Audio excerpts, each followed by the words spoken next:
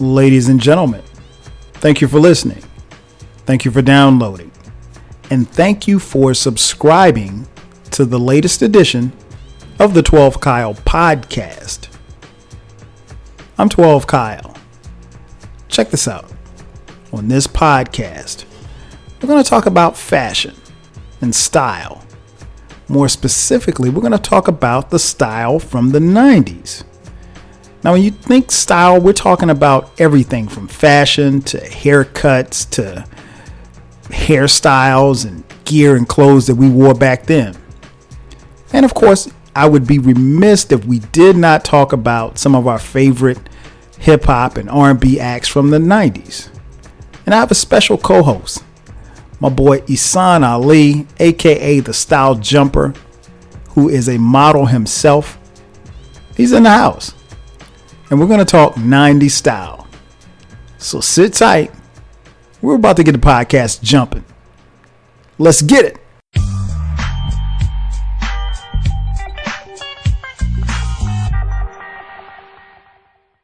And just like that, we are back. Ladies and gentlemen, thanks again for checking out the latest edition of the 12 Kyle podcast.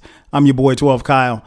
As I mentioned in the intro, man, we got a special co-host, man. We are talking about 90s style. We're talking about it all. Fashion, music, the whole nine.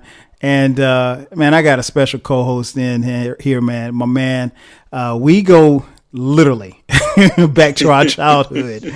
My man, he is a current father, entrepreneur, a model himself. Welcoming into the 12 Kyle podcast for the first time, my boy, Ihsaan Ali. Bro, what's good, man? What's good, man? Thanks for having me. It's an honor. Can't believe we having to have the opportunity to speak together on this type of platform. So I'm excited. And this is all that we love. You know, we grew up, to your point, since we were 8 years old until, adults. So it's just awesome to be here and to be a part of this amazing platform that you provide, and excited to hear what you got to say and hear what we're gonna do and enjoy this experience, man. No doubt. Ihsaan, we go way back. We've known each other probably since we played Little League football together. Eight, man. Yeah, 8 years old. Exactly. All the way through high school and everything. And, just seeing your growth and maturity over this period of time, man. I remember when you was just a young pup just running wild and now seeing you grown with children and responsibilities, man, it is truly a blessing. But yeah, it's weird because we talked about doing this podcast.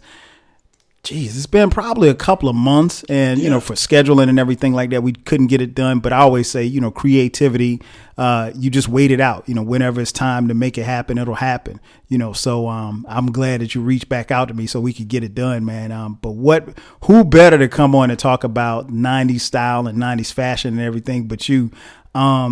So I guess, as I mentioned in the intro, you are a model, and we'll talk a little bit before we get out of here, talk about, what you're doing and how you got into modeling yourself. Sure. But I guess we should, if we're talking about the 90s, I guess what's the best way for somebody who didn't know you? How would you describe your style and sense of fashion in the 90s?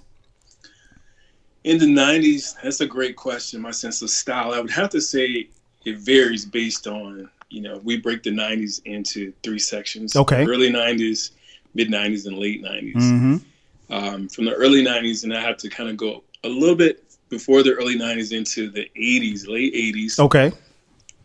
Haircut was big. Arabian and Rakim. Rakim had that fade and that long part. Right. And the Dapper Dan sweatsuits. Mm-hmm. And I dreamed of having that, that style. And then we'll slide into 88 and you had Big Daddy Kane. Same thing. Haircut was critical.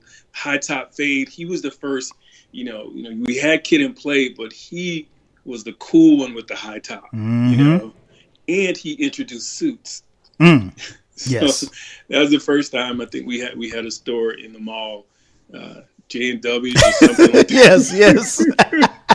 Jeans West. Yes, Jeans West. Jeans West. And we could get those little suits, man. So I begged my mom, It was my first summer working for my uncle, and I had a little bit of money. I had me about $100. Wow, and that was a lot of money back then.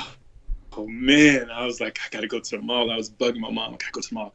She was like, what? Why? I was like, I gotta go get me a suit. And she was like, a suit for what? I'm like, Mom, I gotta get a suit so I can be fresh. She was like, you ain't getting no suit. You're not wearing a suit nowhere but hers. And I was like, oh man. But yeah, so it was '88. With the suits and the fades. But then something happened around '89, 90. When De La Soul and Tribe Called Quest came out. That's middle school. And so that was more of the African influences of shirts and just T-shirts and just, it wasn't, it was just more about being yourself. And it wasn't nothing about being like highly fashionable, really. Mm-hmm. These guys were just regular guys that could really rhyme. You're right. And so once early 90s, then West Coast started hitting. Mm-hmm. So then you have like 90, 91, 92, 94. You're talking Ice Cube's America's Most Wanted, mm-hmm. Tupac, Tupacalypse Now, The Chronic in 92 and 93, Doggy Style. So in that first part of the 90s, I began to become influenced with Dickies and introduced to Dickies, and, and the baseball jerseys, yes. Right? And cross colors. Pac was wearing cross colors, mm-hmm. Or either Call Kanai, that era of big, really big, jeans. That's what really started the baggy jeans. Yes. It was cross colors and Call Kanai.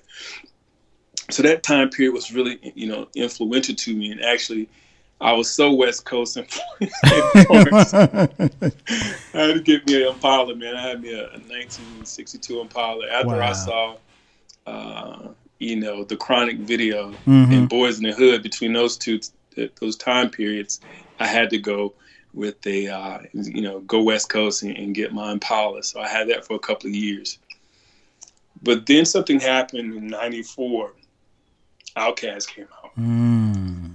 And so Southern Playalistic, Cadillac Music is really interesting because Dre and Big Boy had some influence of the West Coast more so than East Coast. They were wearing big jeans and baseball jerseys. Mm-hmm. And then Biggie came out with the Coogee sweater. I never heard of a Coogee sweater before. Mm-hmm. And so, that was like the mid 90s. And then Pac, my goodness, Pac came back in 96 and gave us the green light to take off our shirt. Mm. And we all did. All eyes on me, man. So I was knee deep in the Navy. I was hitting the weights hard, and you couldn't keep a shirt on me. Wow. Between 96 and 98, because then DMX came out. Mm-hmm. And he definitely did wear a shirt. So that was my era. And then I think, at the end of the 90s, you have things kind of settled down a little bit, and then you had like Wu-Tang, Mos Def, mm-hmm. and Nas. And Nas kind of returned back to that era of being stylish, but with the fade. It was about his haircut more than anything. Kind of put me in the mind of Big Daddy Kane. Mm-hmm. So that was my era, man. That's those three components. So if you break down the 90s, mm-hmm. That's what I saw in fashion, and that's what influenced me a lot. Okay. So you were rocking all of that pretty much. all that during those eras, man. I was rolling. We were so impressionable at that time, right? We were. Because it was on TV, but Yo MTV Raps, BT, what was it? Rap City. Rap City, yeah. Yeah, man, that was it for us in Florence. So, we were so impressionable. I couldn't wait to get home, get off the bus, and watch Rap City, man. And me and my cousin, we'll be on the phone. He lived down the street from me. Mm-hmm. And we'd be on the phone talking about, the videos and just being just inspired and influenced by what these guys were wearing. Because it seemed like, on another side of the world, light years away from us, just to be able to, tap into the TV and just get lost in their styles. No doubt. Music. No doubt. I was something I want to go back to that you mentioned. You mentioned that you went to the Dickies and the 62 Impala. Oh, yeah. Now, again, for those of you listening, we grew up in the same hometown. right, in Florence, South Carolina. So this isn't, Compton. So how did that go over in our hometown? Man, I was the only one riding old school, man. People are always curious, and I had the woofers in the back. I was bumping, so it was always cool for me to pull up, and just look different. I have a huge, growing up in Florence, I have a huge family, so everyone knew each other. But what people remember about me, I think in the '90s, while I was home before I left for the military, was that Impala. Absolutely, Okay. without a doubt. No doubt, no doubt. So you mentioned the styles and everything that influenced you. I think you did a great job breaking it down, because I think when I think about that time, my evolution as far as style kind of changed over that period of time too as well, because at the beginning of the '90s, I was just graduating high school. You know what I'm saying? I graduated high school in 1991. Then I went to college at South Carolina State University in the mid '90s. By '96, I'd graduated, and then by '97, I'd moved to Atlanta. By '99, we had our first child. So I went through in that 10-year span, I went through a lot. Yes, so my sense of style was it changed. I think I dressed like pretty much like everybody else in high school. But I definitely had to dress differently once I got to college, particularly going to historically black college at South Carolina State University. Because, when you stepped out of your dorm room, you had to be fresh. Like you just couldn't be on campus and not be fresh on a black college campus. It's just, because you never knew who you were going to meet, or, girls, anything like that. So, and because I played football, my dress was kind of different. Like it just really depended on the day, like, and where I was going. If I was going to class, I might, I probably would be dressed up. I don't want to say dressed up, but I mean like t-shirt, jeans, sneakers, if I was going to practice, obviously sweatpants or shorts because it's hot, and sneakers. But if we were going to a party or something like that, it would be, a shirt, something, as you mentioned, taking your shirts off, something that could come off pretty quickly, because, when I was in college, if I went to a party, I was literally waiting on a bead of sweat to get on my forehead before I took my shirt off. Because like you said, it was that era, man. That was Pac and guys like that gave us a reason, like, yo, it's okay to take your shirt off. And, it was, I mean, you think about it, you're like 18, 19, 20 years old. Your bodies are probably, and you're playing sports. So your bodies are probably in the best. Yeah, man. So, it wasn't no, I'm taking my shirt off in a New York minute. So yeah, you did a great job, and I hadn't really thought about it until you said it like that. But yeah, my style definitely changed, and obviously by the time I got to move here to Atlanta, a little bit more growner. I don't want to say grown man, because I was, especially my crew, I was known to like violate dress codes. Like we would go with the clubs and stuff. Yeah. And I wanted to be, I didn't, especially like when I first got here in like the late '90s, I didn't want to necessarily, it just depended on how I felt. I didn't want to necessarily dress up to go to a club. Right. Sure. But, and I remember one time I went to some club, man, I had boots on, and they were like, nah, man, you can't get in. And my boys was mad as hell. Some Timberlands, man? Yeah. I had on the Timbs, and it was just like, nah, you can't get in. And I was like, what? I was like, man, it was like, and then they said, well, if you want to get in, it's going to be $30. I was like, I ain't paying no money. I'm not paying no $30 to get in here. So, and my boys will always get on me about breaking dress codes, but I eventually grew out of that element. Here's something I wanted to mention. Go ahead. I was thinking about the mid '90s, and I think for me, I really predestined myself to be on the West Coast. Okay. Because I left Florence in '95. Gotcha. And went to the Navy. Mm-hmm. And when the recruiter was talking to me, he was like, well, where you want to go? First thing came out of my mouth, Cali.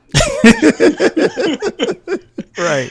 Cali. You know, because a lot of guys, they didn't want to leave, home. They wanted to stay close to home, be in the area where they grew up. But for me, I felt like I was just predestined for California. And so the recruiters will tell you anything to get you to sign up. Oh yeah, I'll see if I could talk to somebody to get you, to get you on the West Coast. But it's truly, once you go through boot camp, it's a luck of the draw. Right. And lo and behold, I got San Diego. I remember that. And so, yeah, man. So from 95 to 2000, I was in San Diego. And even though, that was the era, like I was saying, just coming off of, Dr. Dre and Snoop Dogg, the Doggy Style, I still had a sense of home, even though I would wear my Dickies. And then I said, okay, if I'm going to dress it up a little bit, because now you're in the military, you got to kind of, tighten up a bit. I reverted to more of a preppy look. So then I would have on like Tommy Hilfiger, some Guess jeans, button ups. They were a little bit larger fitted. But that was like the default, because you just couldn't be walking around the base looking crazy. Right. So that was the place we would go to the commissary, and they had a mall on base, and we would just go there and get dressed, go shopping. I probably went to the mall like 10 times while I was in the Navy, because we would just go to, go on base, man, and they had all the deals. You didn't pay taxes. And so it was, I would go get me an outfit, and I would go get me a CD. I was good on payday, every payday. No doubt. That was my mission. No doubt. That's perfect. That's perfect. We also talked a little bit earlier about hairstyles. So in the 90s, you covered the gamut as far as like, the MCs and how, hairstyles were, as far as the popularity, were changing. So in the 90s, what kind of, and I'm interested to hear your answer, particularly because I know that you were in the Navy for that, the back half of the 90s. What hairstyles did you rock in the 90s? Well, graduating from high school in 92, right behind you. Yep. This was the height of Jordan. So for graduation, I shaved my head. That's the first time I shaved my head.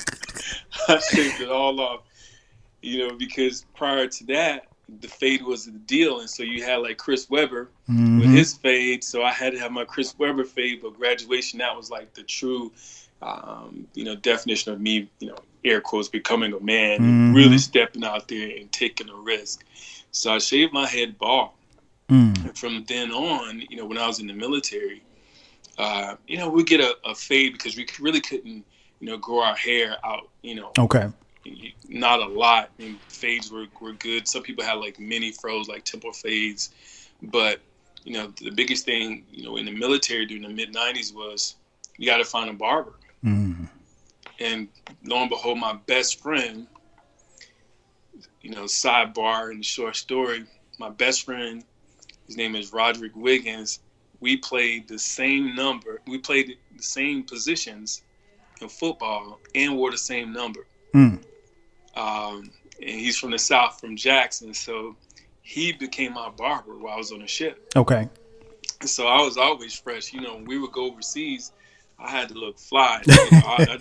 I sit there. I don't think Rod ever spent his paycheck while he was in the Navy, man, because he would just, get paid cutting heads. Right. So, and then I would do like, even after that, I would just pretty much keep a pretty low haircut until after I got Navy and I started modeling, and I was growing my hair out that time. So, I didn't get out until 2000. So I guess I was just doing my fades in that low, number one against the grain, until I got the Navy, then I could grow my hair. So I just pretty much kept it simple, man. Hitting the weights, just clean cut. True. You couldn't have any hair in your face. So, just clean cut all the way around. So Jordan really was was the pinnacle for me.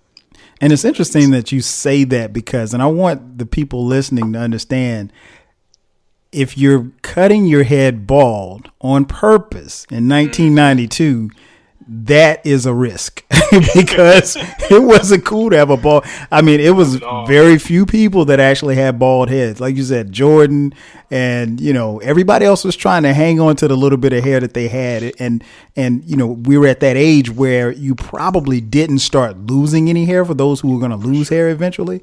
But yeah, you didn't see a lot of bald heads walking around. So it was, it's interesting that you say that. Hairstyles, I pretty much kept it simple. I had the part two, Kyle. Yeah, you remember? Not only that, I had the slope.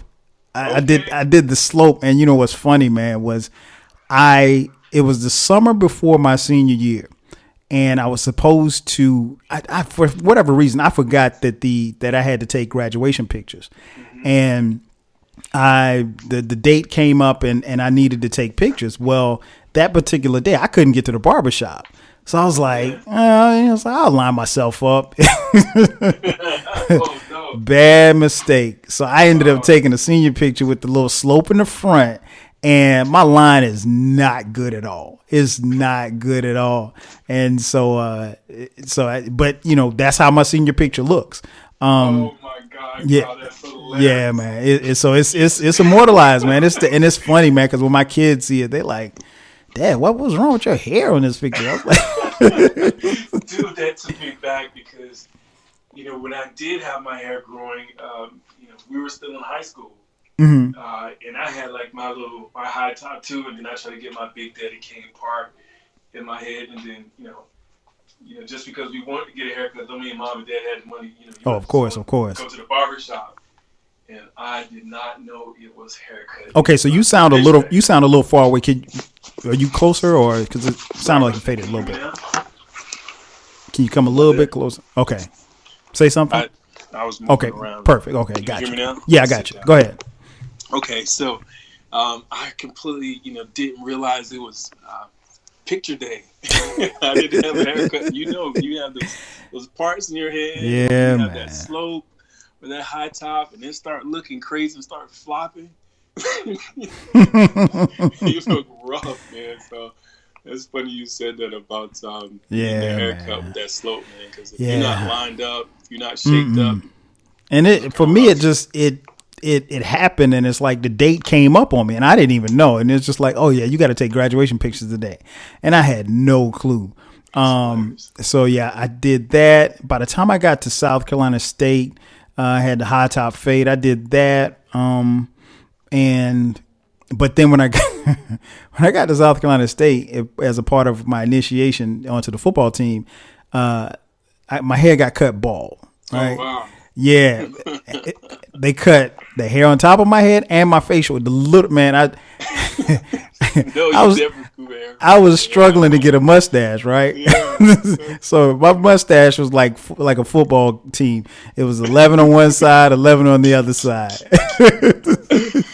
So they cut that, and finally, and really, what I didn't realize, but when they cut it, it grew back even more and everything. So, but at South Carolina State, I pretty much I rocked a high top fade. I think maybe my first year there, and then after that, it was just a low cut. Caesar, I used to have the part down the middle, like you said, and that was about it. I never really, went too far left with haircuts, and probably been that way even to this day. Which is bugged out because it's like now I have a beard, and I never could grow a beard when I was, when I was growing up. When I was young, no beard whatsoever. So I guess my follow-up question is, with all of the hairstyles and maybe some questionable gear, are there pictures of you anywhere around with because like I said, my senior picture is there. I won't post it, but is there any pictures of you in some questionable gear or questionable hairstyles? Bro, there's a picture of me back home, and it was a yearbook picture. Ooh. So this is probably 90 or 91, probably 90. Mm-hmm. This was the Jungle Brothers Tribe Called era. So I had like Tribe Called Quest era.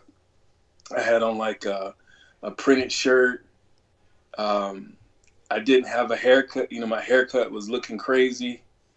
and my mouth was had looked like the dude just took the picture, and I was like in mid sentence or something. I'm just sitting there looking crazy with my mouth wide open. I was like, oh my gosh. I think that is the worst picture of me that has ever been printed. It's just terrible. But yeah, man, that picture is out there somewhere. Yeah, same here. My that picture that I described, and then there's one other picture. I had this. My mom bought me this coat, and it was like, I guess the best way I can describe it, particularly for those of you listening, if you remember the "Forever My Lady" video from Jodeci. And Jodeci, they have on these white coats. The coats are like, they come down to like your knees. Yep. I had a purple coat with a hood on it. Yeah, I can see it. I don't know why my mom. I don't know why I convinced my mom to buy me that coat. I wore it like maybe 3 times, and I felt so silly for wearing it. I was like, "Nah, I'm not doing this." I'm not doing this at all. So yeah, I had to dead it, man. But there is a picture of me in that coat, but I have the picture, so there you go. Nobody will ever see it outside of this house. Lucky you, man. Lucky you. No doubt. So you mentioned earlier, man, a lot of hip hop acts. So I gotta, I know we're talking 90s style, but like you said earlier, so much of our influences and into what we wore had to do with the music that we listened to.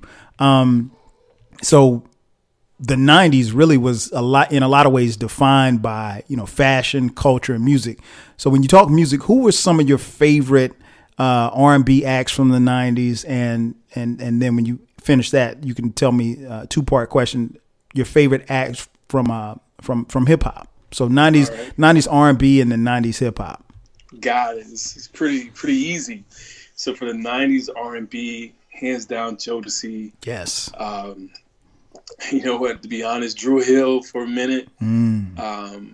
With 112. Yes. What's those brothers? The brothers from Atlanta. What's the guy's name? I can't believe I can't remember their names. I forget their names. It's like my sister's favorite. Jagged Edge? Jagged Edge. Okay. Oh man. And then from a female, it was Mary. Mary. Yes. That was 91, 92. Mary came out, and I was like, whoa, that touch of hip hop, because I never heard it like that. Mm-hmm. So those are my favorite R&B artists that I can think off the top of my head. Okay. When it comes to hip hop, without a doubt, Outkast, 100% favorite group. Dre, 100% favorite artist of all times to this day. My biggest influence in music style every day. It's been Dre. Who else did I really, and Pac, Pac was so instrumental. And I think that's when I started, besides Rakim, back in, Paid in Full in 87, I think that's when I started paying attention to lyrics. It was with Outkast, Tupac, and Nas. Just like really, had me thinking. And so those are my influences for sure in the 90s. Oh, doubt, man. You Tribe Called Quest. Oh, no question. They're definitely on my list. I think most people who are listening, based on some of the podcasts that I've done, know how I feel about music that it came out in the 90s. Everyone from, in no particular order, like you said, Mary J. Blige. When it comes to R&B, SWV. The list goes on and on. Like you said, 112. I think one of the things that really impressed me about R&B at that particular time was that they were beginning to fuse it with hip hop. So just about everybody that came out, I don't want to say everybody, but most of the people that came out, like I was spending countless dollars as far as money on the music.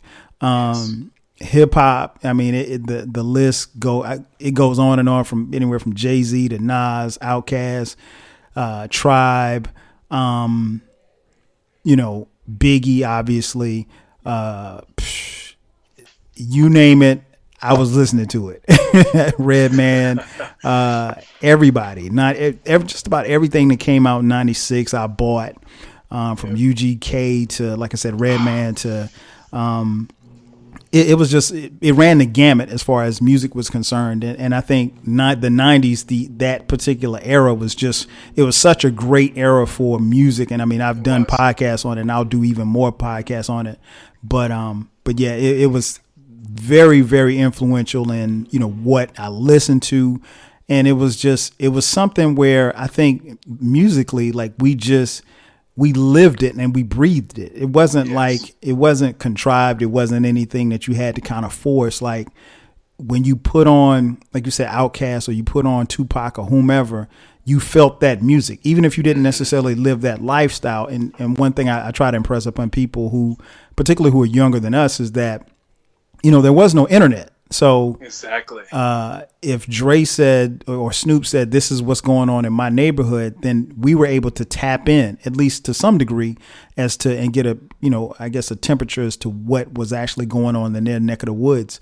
And I thought that was beautiful as far as like being able to tap into Atlanta, New York, LA, Chicago, Detroit, all of these cities where hip hop was bubbling. And it was definitely influential in so many ways.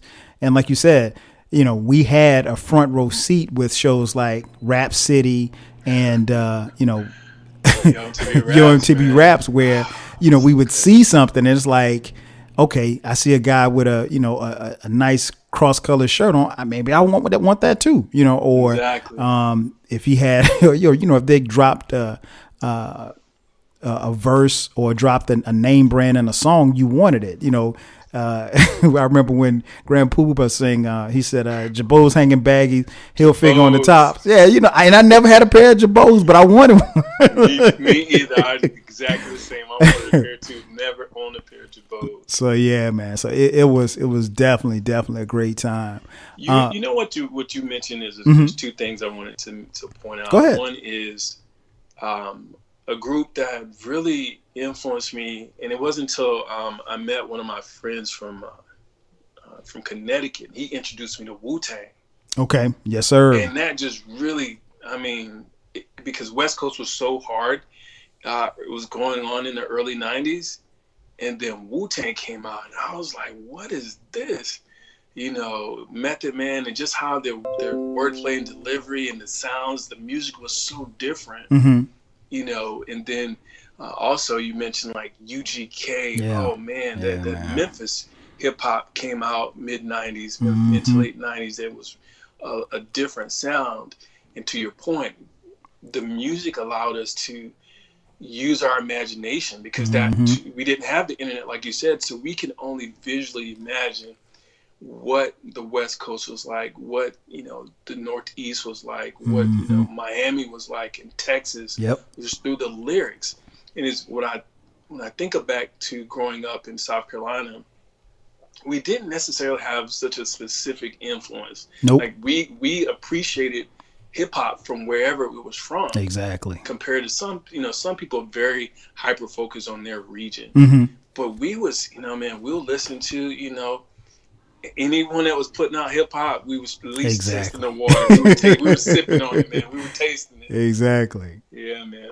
And it's because there was really no allegiance to it. True. We were so, even if you followed it for as long as we did, whether or not you started out like me, started off with Run DMC, you could appreciate Run DMC and then appreciate, 2 Live Crew in the same breath. Oh yeah. Because next song. Exactly. And be rocking to it, because it was just like, there was no necessarily an identity for, Southern rap. So it wasn't until, like you mentioned, and I mentioned on other podcasts, even though there were other acts to come before them, Outkast with Southern Playalistic really put the South on the map.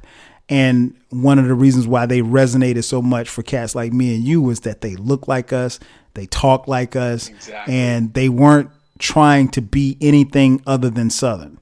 So exactly. it was a sense of pride when you listen to them, and an extreme sense of being able to relate. So we really, really, gravitated towards them and that kind of music. So, but yeah, that's a great point. Actually, this is a great time to take a quick commercial break.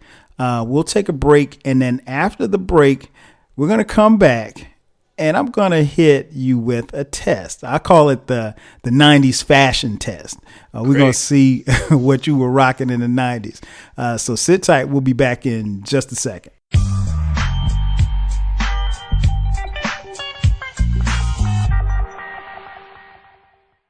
And just like that, we are back. Once again, it's your boy 12 Kyle. This is the 12 Kyle podcast, and we are talking 90s style. We're talking fashion. We're talking a little music. And I got my boy Ihsaan in the building. So I mentioned before the break that we were going to talk about, I was going to give you a fashion test, right? So what I want to know is, I got a couple of things down here. We want to just find out, did you rock it or not? And whatever points you want to add, and I'll let you know if I rocked it too. And at the end of it, and especially for those of you listening as well, I want you to, kind of keep score and ask yourself, did you wear some of these things too? Because if you did, then you are truly a 90s, a person of the 90s. So the first one I have here, Kango hats. Did you rock it in the 90s? Absolutely. Still, I got one right now. What? Say word. Word, man. I like the paperboy style. Okay. And I like the bucket. I only have maybe like one of those buckets, but primarily the paperboy style Kango. Wow. That's my style. Wow. My uncle wears them all the time, so I guess I got it from him. Oh, yeah. Old school now. Yeah, Old school people definitely wear them. In fact, my dad, who coached us Little League football, and I mentioned before we got on the air, is one of his favorite players of all time is his son. Yeah, he wears them all the time. He wears Kangos all the time. You're right. I remember that. I never had a Kango hat. Really? Never. Wow. Surprisingly, and I always wanted the joints like LL, but I just never got one, man. Just and I when I started thinking about it, I'm like, I really don't know why, but I never had a Kango hat. So go figure. Next thing, Timberland boots. I had, I think, 2 pair of Timberlands. Really? That's it. That's it? That's it. In the 90s? Yeah, man. Because the mid part of my 90s, I was in the military. Oh, yeah. That's right. So, it was primarily me just, being as simplistic as possible. Mm-hmm. And, I didn't have a place to put those big boots on the ship. And so true. You had to choose. Right. So small space. 2000, man. Not enough space for Tim. Oh, no doubt. Man, I had a couple of pair in the 90s, and I think I probably bought more after the 90s than I did anything else. I've got 2 pair that I pretty much, and I still wear my Timbs. I still wear my Timbs, man. The Timbs were, because they are so comfortable for me. And everybody, because it's like you said, it's a bigger shoe. So everybody doesn't necessarily, feel, compelled to wear, a boot that big. And of course, if you're not really familiar, Timbs really got their popularity in the late 80s, particularly early to mid 90s, because of, it was the fashion statement for drug dealers. It was the choice shoe for the dope boys. And they had all the colors, man. So, right. If you were gonna look fine, you was dressing up, man. You had to get the Timbs. You had to get the Timbs. You had to get the 40 below joints. And it was required wear for your local drug dealer, because if you're selling drugs, you need to be outside, and it's especially like if you're in New York, it's cold. Yeah. You need something. You need something on your feet. So to be on the block for hours, you gotta exactly. Toes, you gotta have some Timbs. Was the move for sure. It's too hot on the West Coast for Timbs. Mm-hmm. Yeah, that's true. That is so true. And I always bug when I see dudes in shorts and Timbs. Oh, it's crazy.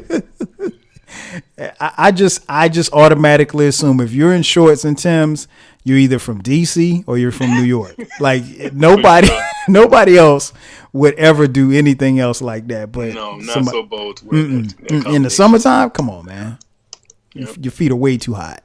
The next thing, the oversized white T-shirt. Did you rock that in the 90s? Dude, I wasn't into the big T, man.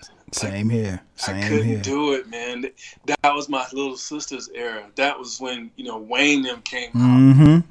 And so it took me a while to get with the hot boys. I wasn't a hot boy at all. Me either. Oh, man. So for you didn't wear them? Nah, man. Same here. The oversized T-shirt, that era kind of came. It was something that caught on in the late 90s, really took off in the early to mid 2000s. Yeah. It just wasn't for me, man. I'm not a big guy to begin with. So, me wearing a big oversized shirt just wasn't, it just wasn't a good look for me. Yeah. Sounds like it looked like that purple jacket. Yeah, exactly. Exactly. It just wasn't a good look. But yeah, man, it was, like I said, it became pretty popular in that time frame, man. And it's something that I saw, but it wasn't something I could get with. And speaking of T-shirts, just sidebar real quick, with you being on the West Coast, did you see a lot of guys that would wear like a white T-shirt as their main shirt? Oh, yeah. That was bugged out to me in the 90s because like I played football, and a lot of my teammates, especially the guys from Florida, they would wear just a regular white T-shirt as their main. I'm like, why do you have on a T-shirt? White T-shirt and Dickies. Yeah. Chuck Taylor's. That was a West Coast look. That was a gangbanger look, Exactly. T-shirt, Dickies, Chucks. Wow. And your rag. and I was never exposed to that until I got to college, because of course, like I said, we didn't see that in Florence. Right, so it was just I just had to ask you about that. Wear the rest of your clothes. Right. You got on a T-shirt, and these guys would wear a T-shirt and then a wife beater up under it. So I'm like, you basically have on two white T-shirts. You and my cousin in Fort Lauderdale. Yep, he used to wear that. Yeah, I figured it was a Florida thing, but I had to ask, since I knew you were on the West Coast. Maybe it was something that was out there too. Maybe just coastal, Maybe that's what it was, where it was warm weather. Next thing, dungarees. Did you rock the dungarees in the 90s? So let's define dungarees. with the overalls with the straps. I know they would have come out right around the time that you were a senior in high school, because I know I rocked them my freshman year in college. So you were a senior in high school then. I had a pair. So my oldest, was born in 98. So I got a pair of overalls in a picture with her. She was a little girl. So I remember them boys until the 90s. I mean, to the 2000s. Wow. Yeah, man, I had one. I think actually I had one, a cross-color one too. Ooh, no, you didn't. Yeah, I think I did. Damn. I hope I can't find that picture. I hope it's fine. Man, listen. What about you? You said you had. I had two pair, and I used to rock them all the time, man. And there is a picture. There's a picture of me standing out front of my house, and I got the dungarees on. I had a Syracuse sweatshirt on up under it, and I used to rock it, man. I thought it was a good look. Looking back on it, it probably isn't, but yeah, I thought it was pretty dope. Denim jackets. Oh yeah. Did you rock the denim jacket in the 90s? Absolutely. Really? Absolutely. I think that was my boys. That was Wu-Tang, Wu-Tang and Pac, but definitely. Oh, and Tretch. So definitely, what was that? Jason's Lyric came out. Yep. So I definitely had mine. I got one. I'll still wear one. Really? I always have a denim jacket on stage. Man, surprisingly, I've never had a denim jacket. What? Never. I mean, and when you talk about that era, you're talking about Guess, Versace, Moschino, Calvin Klein, everybody, even to even to the black labels. People started getting into denim. It's just, and it's funny because like I don't really have a good reason for not owning a denim jacket. I just never have. Huh. That's interesting. I love denim. Denim is one of my favorite mediums, man. Okay. So, okay. I Wow. love the denim jacket, man. It's a staple piece. It is. From a style side of things, I think every man needs to have a nice, well-fitted denim jacket. Okay. Well, maybe I have to get one then. Gotta get one, bro. Gotta put it in there, man. No doubt. Okay, so now let's talk about some of the sportswear. When I think about sportswear, I'm thinking about polo. Did you have polo back in the day? I didn't get a polo until I went to the West Coast. Really? Like an official polo. Mm-hmm. Not the knockoff. Polo. Yeah. Yeah. Not a polo shirt, but a Ralph Lauren polo. Mm-hmm. That was probably not until '96. Okay. Yeah. What about you? Yeah, man. I think I might have had one or two polo shirts when we were in high school. Okay. And I really didn't rock them like that because I was, like I said, more a t-shirt guy. And then when I got to school, that was the look because it was like a little kind of preppy look or whatever when you wanted to kind of jazz thing. Yeah, with a collared shirt. So and it went well with jeans anytime you had to go someplace and you didn't want to be too dressed up, but you wanted to be casual. Yeah. So yeah, I started buying. That's what I started buying. And I mean, even to this day, I still have quite a few polo shirts, but I primarily wear them like wear them to work sometimes. But I have a few that I wear like when I play golf and stuff like that. Got it. What about Tommy Hilfiger and Nautica? Both. A lot. A lot. That was my move because really the cool thing with Tommy more than Nautica, well, Nautica was the more expensive one. It was. So I have rare occurrence. I got a Nautica jacket, but Tommy was dope with the color. So it gave us that that sense of color from our cross color era, if you will, but also gave that preppy look. And the fits weren't too crazy, so you still could look really nice.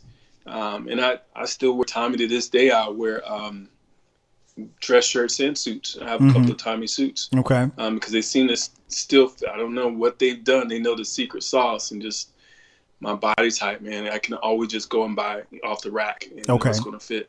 Okay. How about you? Same. I had quite a few Tommy shirts.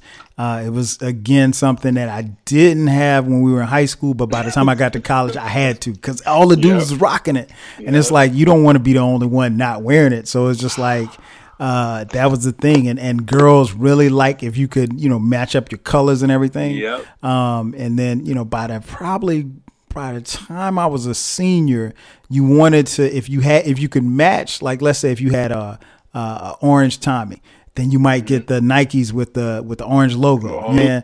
So, so you had to kind of, if you could match it up, it'd be dope. Nautica, I'm like you. I had maybe 3 Nautica shirts in the 90s. I wore the hell out of them. But sure. You stepping up, you rocking Nautica. But yeah, I didn't. And I had a jacket. I had a Nautica jacket, and I had a couple of polo jackets. In fact, I still have a couple of polo jackets.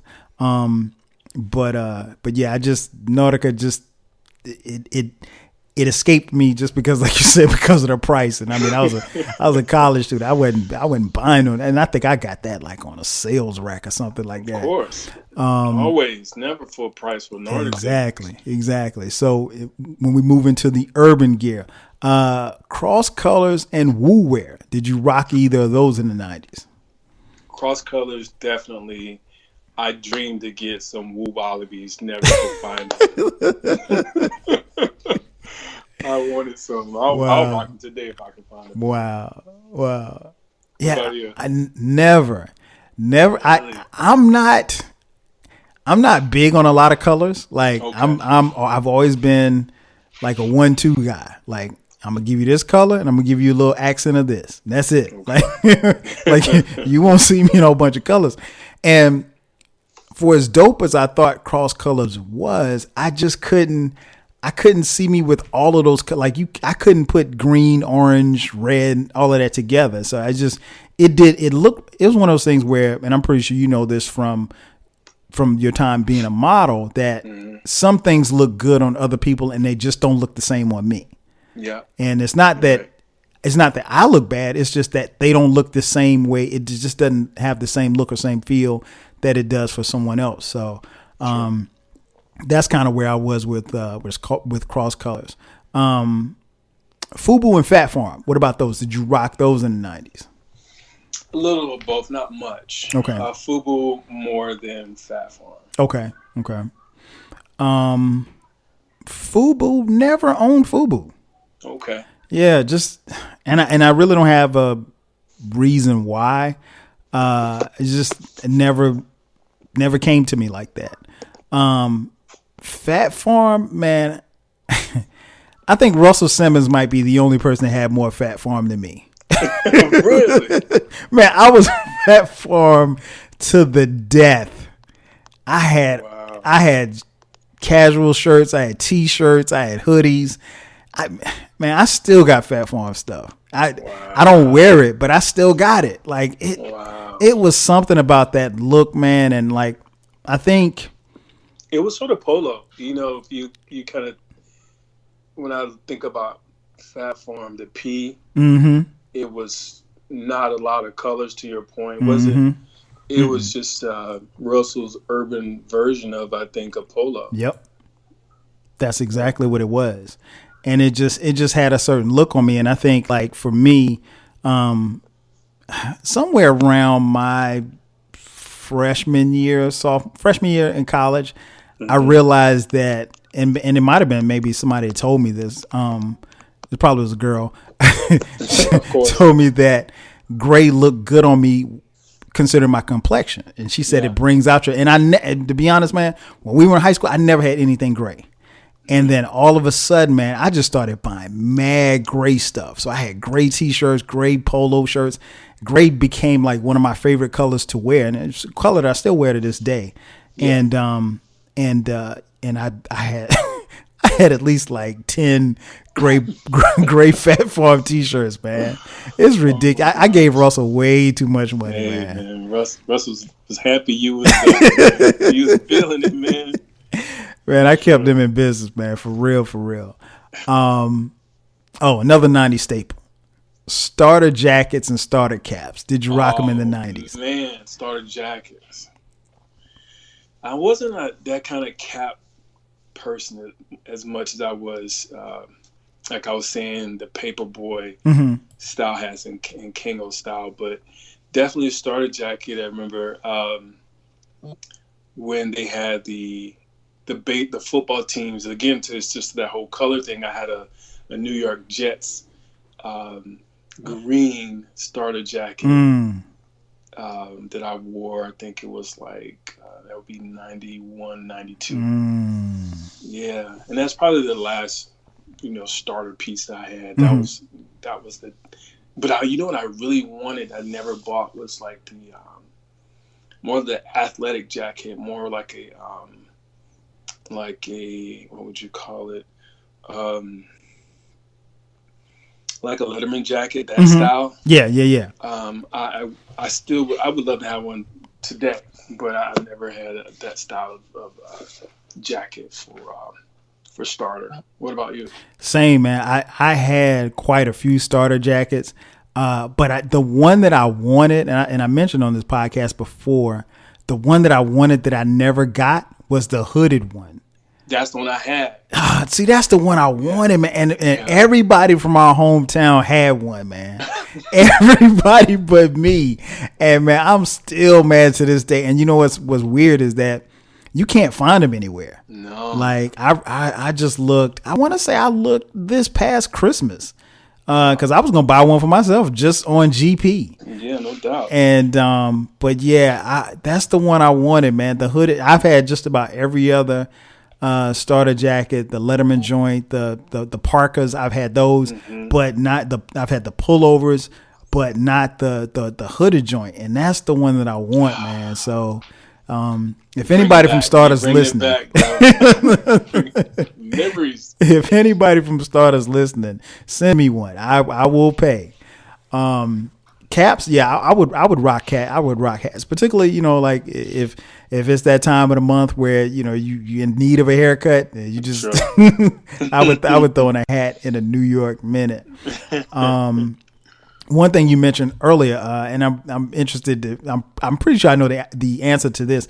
Another thing that was very popular in the 90s, the Paisley bandanas. A lot of gangs were affiliated with. Did you rock any of those? Nah, bro. Yeah, I couldn't mess with it either. One, and it was probably brown because I'm like, that's something you don't play with on the West Coast, man. I was like, nah, man, I'm good. Let Pac handle that. And right. It was, Pac was wilding out at that time. He was. And then he got murdered in like 96. Mm-hmm. So, that was. Couldn't rock those bandanas, man. Just not safe. Yeah, it didn't appeal to me, man. I didn't want anybody to get it confused. I mean, exactly. it was we came. The 90s was the era, like you said, and then when Pac came with the bandanas, he would have his, and he was never in a gang per se, but he would have his tied around his head, and I was just like, nah, I don't need that because I don't want anybody to think that I might be, so. And then of course, we knew, and I know you being out in the West Coast, you saw guys, they would have that flag in the back pocket, Yes, sir. And it was red or blue or whatever set it was, and so they represented. So that was another thing that, unfortunately was very, very popular in the 90s as well. Another fashion, let me see, the luxury tracksuits. Did you rock any luxury tracksuits in the 90s? I couldn't afford any. Hey, at least you're honest. Look, 80s or 90s, never got that until 2000. Okay. I was modeling for Echo. Wow. Unlimited, and that's when my first one. Wow. Yeah. You still got it? I don't. I still have a Letterman's jacket from Echo. Okay. It's 20 years old. I probably worn it 5 times. Wow. Yeah, it's really nice. But yeah, man, I couldn't afford it, man. I wanted it bad. I was a kid that had the 4 stripes.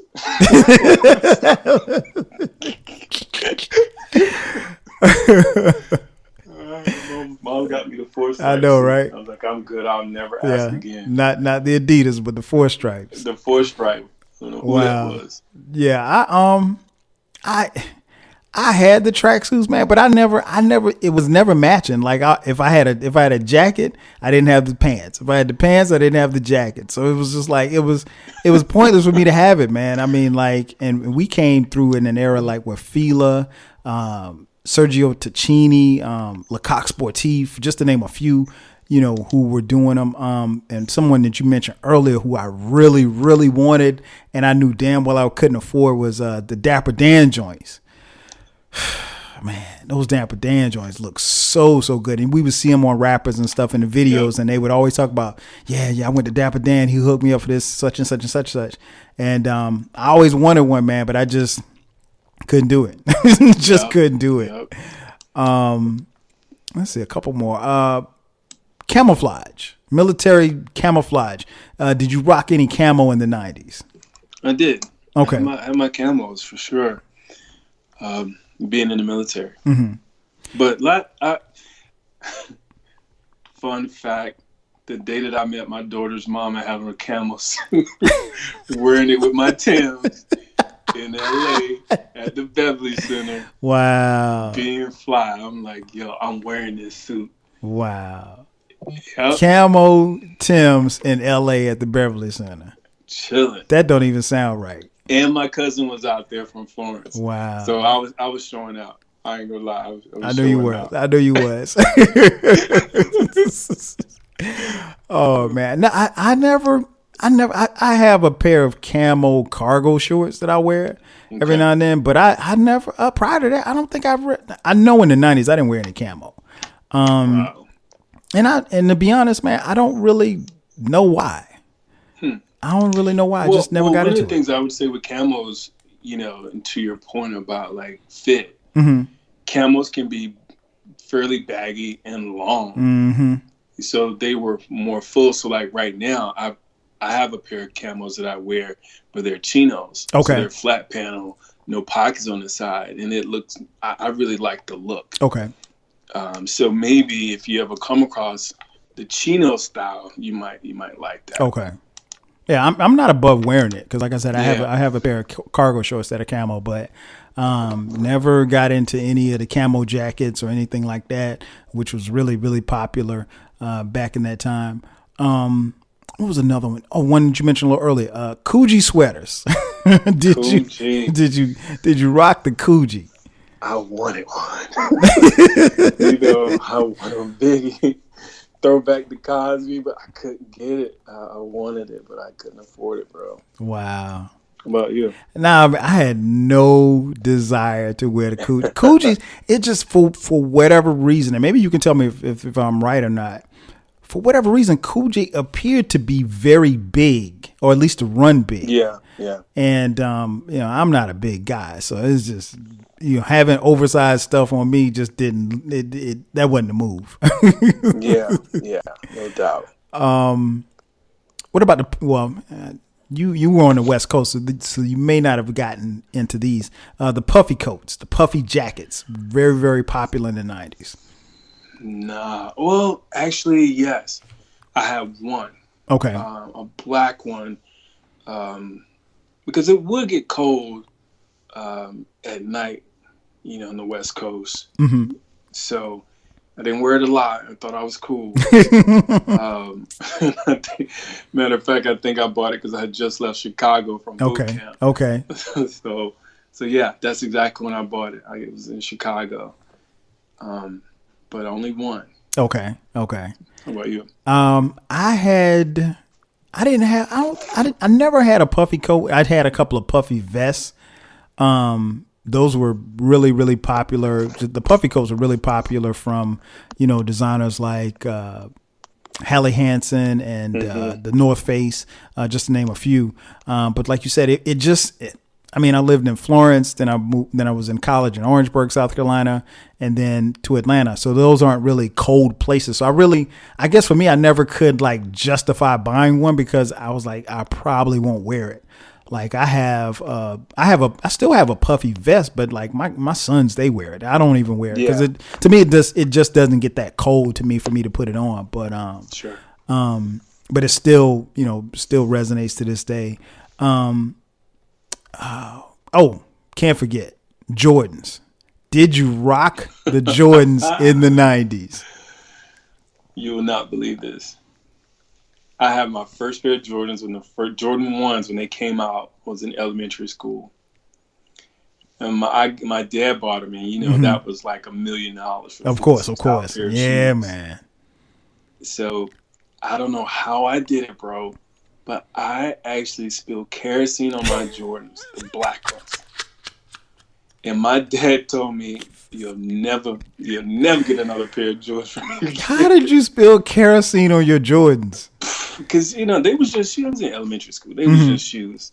He probably had more emotional connection to them than me because he loved, the Tar Heels and Jordan being right. The guys right there from North Carolina. Mm-hmm. But after that, I never bought another pair out of the store, like out of the box. I've never owned another pair of Jordans. Wow. Yeah, to this day. Man, in the 90s, I had a couple of pair of Jordans, but I didn't pay for them. One pair girl bought for me. Another pair, a couple other pair that I got. I had this little scam where I would send shoes back to Nike and they sent me back some Jordans. Yeah, I talked about it on another podcast, how we would puncture a hole in the sole of the shoe and then tell Nike that it was defective. And Nike would send you back a pair of sneakers that were, comparable to the price of what it was that you What? bought. Yeah, man, we had a hustle going on in college, man. I was doing that steak, man. Hey, we had no money, man. We had to get over, man. So, so yeah, we did, man. We ran that scam for about 3 years. So it's like I would always come home with like new sneakers, and my mom would be like, oh, she didn't give me no money for no sneakers, so she's trying to figure out where it came from. But yeah, man, still love the J's to this day. I got a couple pair, and I always they always feel comfortable. I think it was the 13s, the ones that he wore when the Bulls beat Utah for the when he hit his last game in Utah. The buzzer beater ones, the Ferrari joints. Man, I had a pair of those, and those were the most uncomfortable shoes I've ever put. Man, I gave them away. Oh wow! They hurt my feet that bad. I was just like, no, I'm not gonna do this. And I was trying to, I was changing socks. I was trying to do every little thing. I may have worn those shoes 5 times, and I literally gave them away because they hurt my feet. And everybody else that I talked to, and it wasn't the size, it's just the way that the shoe fit on my foot. The design, yeah. So shape of your foot. That was the only pair of J's that I didn't like.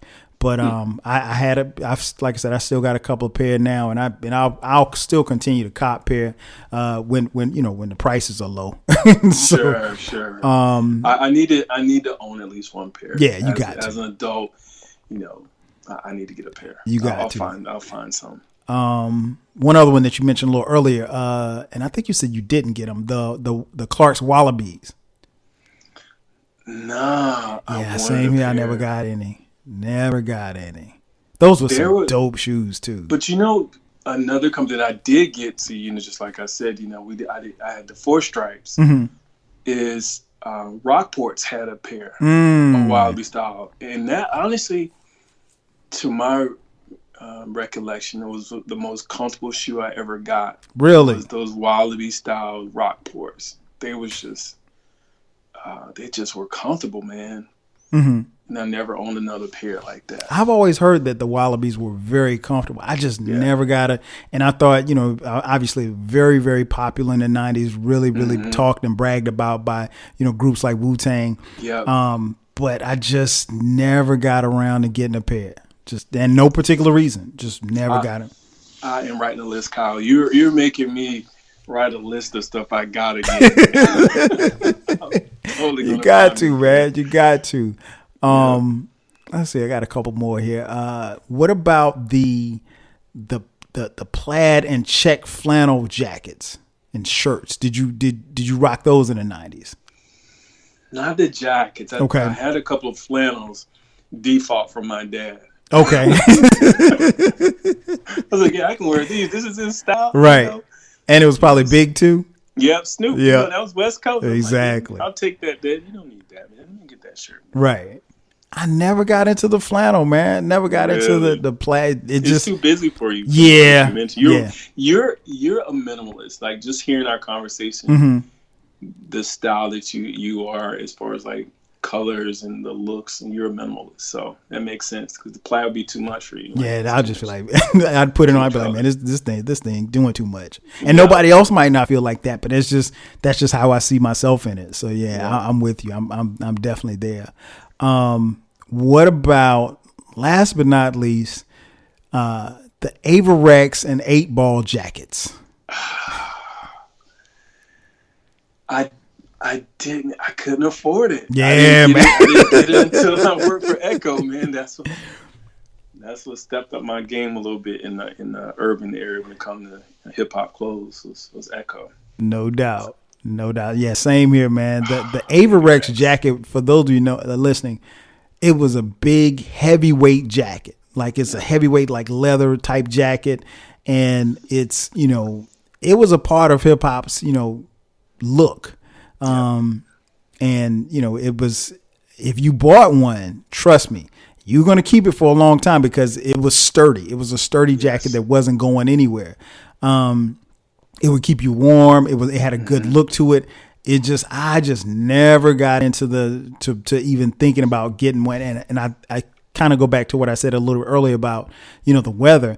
Averex jackets look perfect for somebody from, somebody in New York or DC or, wherever, Philly. Cold weather. PA. Yeah. Chicago, wherever. Detroit. I just couldn't. I was like, nah. And then, like you said, I think at that time, man, Averex probably was going for about $400 or $500, maybe. Yeah, it's like $1 million, bro. That's what I thought it was. Hey, I mean, for a guy in the military and for a guy in college, that's probably about what it was, $1 million. That's exactly what it was for us. Yeah, man. So you're right. It was light years away from our pockets. Exactly. And I would have never gotten one until I got this one from Echo. Mm-hmm. Promise you. And it's exactly what you described. It's a heavy Letterman's jacket that's leather, two-tone, quilted inside. Mm-hmm. It's just really durable. And very much so. It looks, someone I guess like a lot of the kids now, they're going back to, more of a retro look. Mm-hmm. They would rock these. My 22-year-old, she would rock this in a heartbeat. And it'll be in style today. No doubt. Before we get out of here, Ihsaan, I gotta ask you, man. I mentioned at the beginning that you have been modeling for quite a while here. So, first of all, how did you get into modeling? And what? I know I asked you earlier about your style in the '90s. What is your style? Now in 2020 at the time of this recording. So how did you get into modeling, and what's your style for someone who didn't necessarily know you and know your style?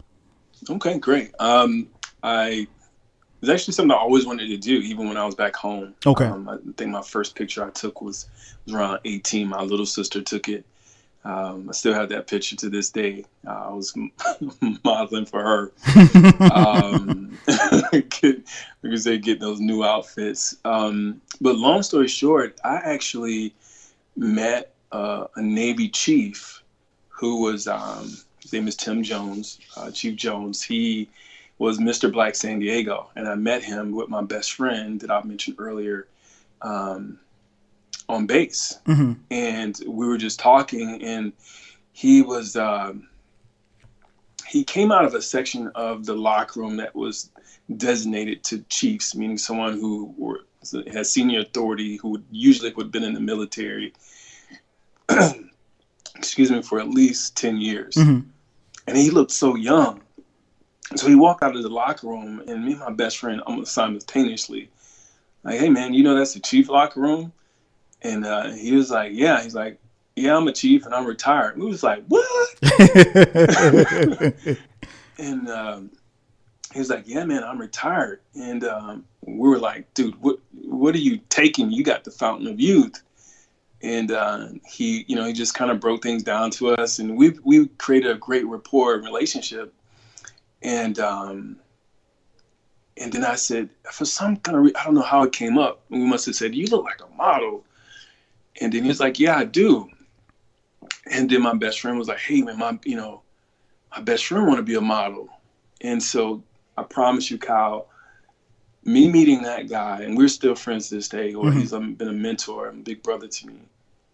He took me to LA maybe a month later. And he introduced me to a photographer who was the photographer actually for Cross Color.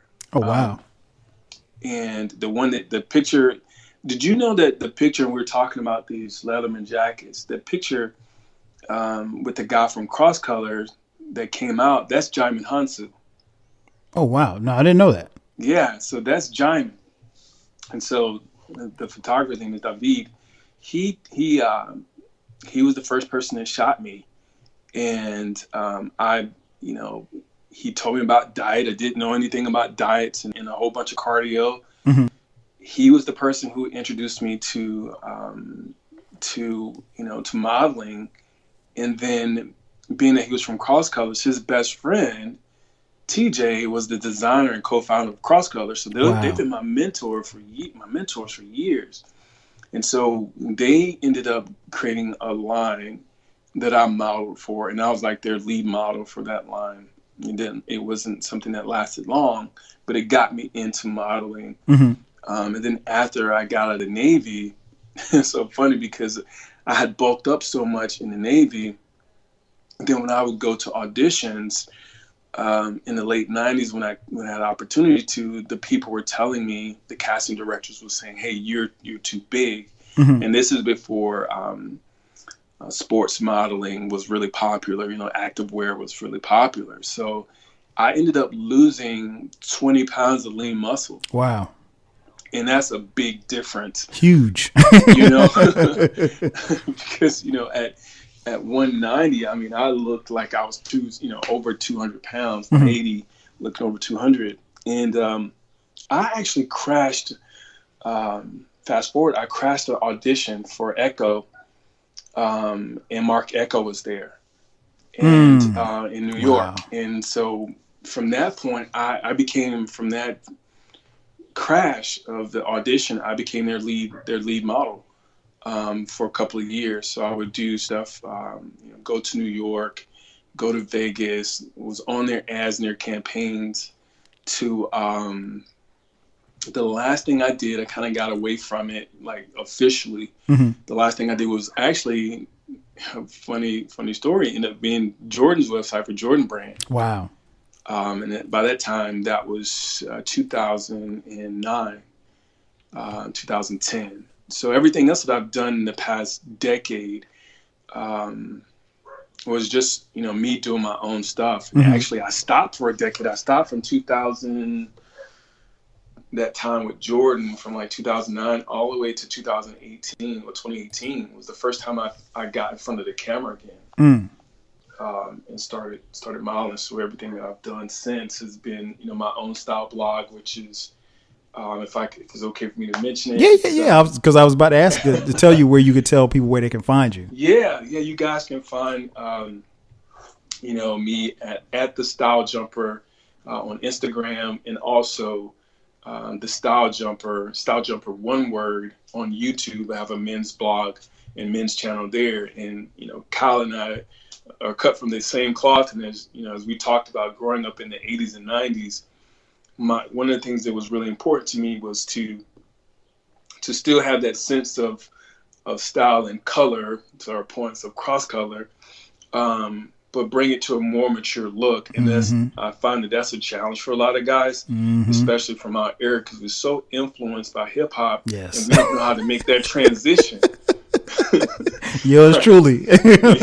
Yeah, man. So anybody out there who's really interested in maybe struggling with that, I think you'll find, the channel and my platform and content really, really helpful for you.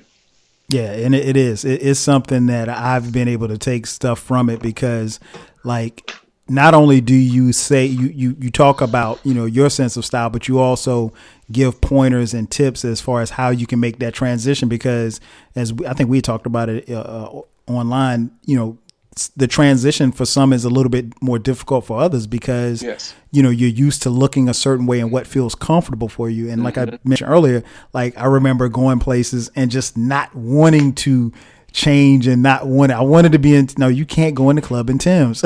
Yeah. You gotta, or you can't go to this restaurant and, have on jeans. You gotta, switch it up. And it's about switching up. And it's something that I still try to make sure that, I'm wearing what is official, but also what feels comfortable for me as well.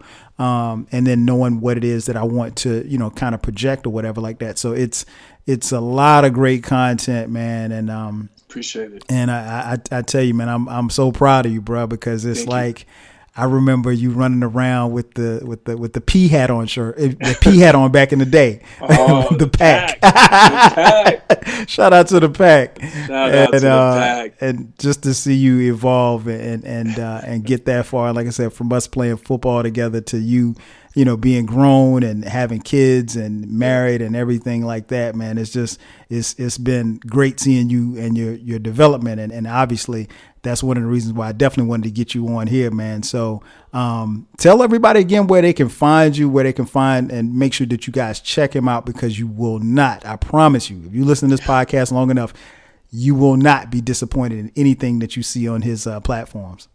I appreciate that. First, let me say it's an honor to be on your platform, Kyle. You've always been a mentor and a big brother to me. Oh, no problem, You man. were someone I always looked up to, just from your maturity and just how you handle yourself as an athlete, as a young man, and now as a father, and finally as a creative. So these things really have influenced and impacted my life, you and your family. So I really appreciate the opportunity. But with regards to the channel, again, you can find me at the Stylejumper on Instagram as well as YouTube. There's a couple of things that I'm working on this year that I think, hopefully the audience may find interesting. One is I'm working on a book. Okay. It's called Why Style Matters, the mindset of dressing well, and how it impacts your life. So that should be out by the summer or the fall at the latest. And I'm currently working on an online course. And the online course is designed for entrepreneurs to improve their personal style so that they can, understand the value of personal brand and their brand message. Because a lot of times that's a gap for those. And finally, I would just say, for those of us who are in their 40s and you're struggling with a style, or how do you transition, you don't want to look like your sons, your nephews, right? And you don't listen to the music that they listen to, but you still listen to hip hop. And it's the 90s hip hop that we're talking about that we're really so closely connected to. Usually people are attached to, what they listen to and even what they wore at the age of graduation, between high school graduation and college graduation. They're mostly impacted and influenced by that. So one of the things that I came up with is what I call adult street. So that's where you'll find me out. I'll have a graphic tee in some of my images, but they're complemented with trousers or chinos. And chinos, I put on chinos. If you don't know that terminology, we used to call them bugle boys back in the day, just khakis. Yes. But the beautiful thing about chinos is it gives us the option to add color. And again, that goes back to our cross colors and Kalkanai days. And when it comes to sneakers, and I'll just say this is, a couple of things I think every guy should have. A nice pair of chinos, some minimalist sneakers that don't have any type of branding on them. They're just low profile sneakers. A pair of Oxford wingtips that they can dress up or down. A well-fitting well-fitting trousers will be helpful. That's something that's really popular. And actually right now, pleated pants are coming back into style with a cuff. You don't necessarily have to wear a belt. If you have the opportunity to maybe find some that have side tabs, or if you're a risk taker, try some suspenders. And I'm a bow tie guy, so 90% of the time you see me in a bow tie. But those are some things I think in 2020 is style for we adult men in our official 40s. That adult street, you'll find that there on the channel. So at the Stylejumper on YouTube and Instagram. Man, there it is. Bro, I definitely appreciate you coming on. We got to do this again, man, because I think even just what you just said there at the end, just maybe coming back on and even just giving some fashion tips, because you're never too old to know. Yeah. And sure. You're never too old to kind of switch up the style, because, like you said, if you're listening to this podcast and let's say you're between 25 and 45, you might be you might be a little too old for the skinny jeans, and you might be a little bit too old for the big baggy clothes, and you might want to switch up your style a little bit. So you like I said, you're never too old to learn. So we definitely got to do this again, man. No problem. That's going to do it for us. I want to thank each and every one of you for listening to this edition of the 12 Kyle podcast. So for my man Ihsaan, I'm your boy 12 Kyle. We'll catch you guys on the next go round. 5 G's. Peace.